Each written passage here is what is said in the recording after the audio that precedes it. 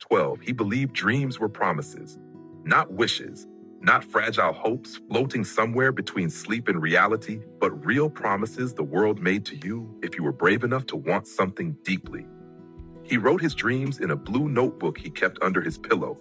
He wanted to become an architect, to design houses filled with light and wide windows, the kind of places where people felt safe. He wanted to travel to the sea every year.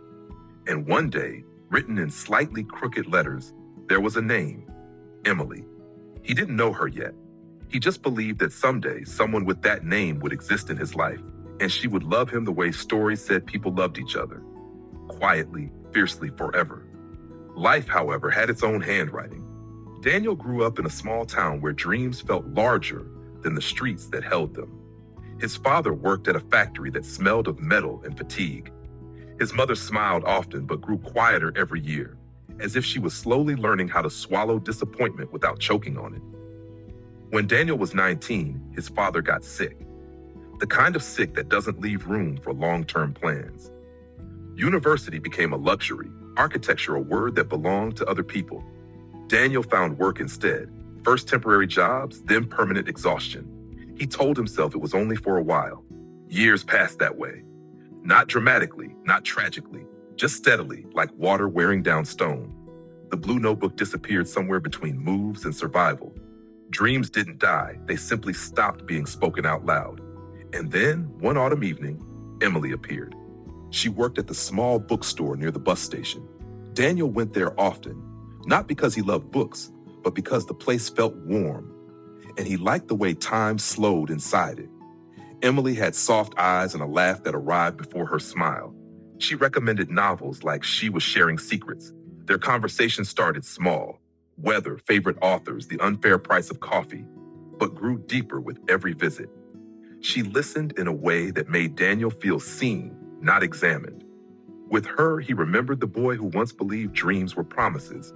They fell in love quietly. No fireworks, no dramatic confessions, just hands finding each other, conversations stretching into night, and the comforting realization that loneliness doesn't always end loudly. Sometimes it ends with shared silence. Emily dreamed too. She wanted to write. She carried notebooks filled with unfinished stories and characters who almost escaped the page. She talked about moving to the city someday, about literary cafes and small apartments with big windows. Daniel listened and smiled. He didn't tell her that the city scared him, that every time he imagined leaving, his chest tightened with responsibility. His mother alone, the bills, the weight of being the one who stayed when others left. Love doesn't erase fear. It only makes it harder to ignore. They tried to build a future together anyway. They talked about someday, the way people do when they aren't sure how many steps stand between now and then. Someday they would move. Someday Daniel would study again. Someday Emily would publish something. Someday became their favorite word and their quiet enemy. The first crack appeared gently. Emily received an opportunity, a writing program in the city. Temporary, she said. Just a few months. Her eyes shone the way Daniel's used to when he talked about architecture. He told her to go. He meant it. Love, he believed, should never be a cage. The distance changed things. Not instantly, not cruelly. Calls became shorter. Messages lost their warmth. Emily's world expanded while Daniel's remained the same. Same streets, same responsibilities, same unspoken sacrifices. When she came back, she was different, not worse. Just fuller, more alive in ways Daniel couldn't reach. They tried again. But love alone cannot carry two people walking in opposite directions. The night they broke up, it rained. Not the poetic kind of rain that cleanses everything, but the heavy, stubborn kind that soaks into clothes and bones. They sat in his small kitchen, hands wrapped around mugs they didn't drink from. I love you, Emily said, crying softly, but I don't think love is enough anymore. Daniel nodded. He had felt it too, the quiet exhaustion of holding on to something that was slipping away. They hugged for a long time, and then she left. For weeks afterward, Daniel moved through life like a shadow of himself.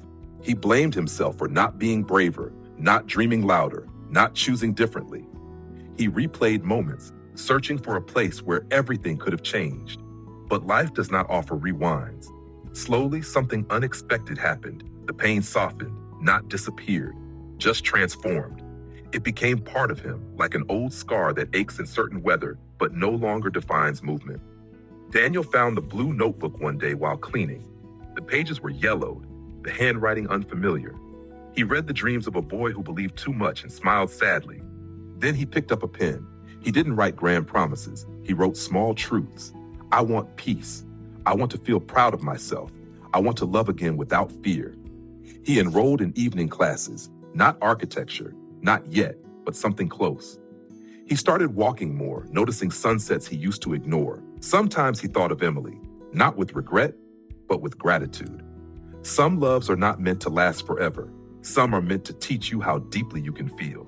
Years later, Daniel stood near the sea he once dreamed of visiting every year.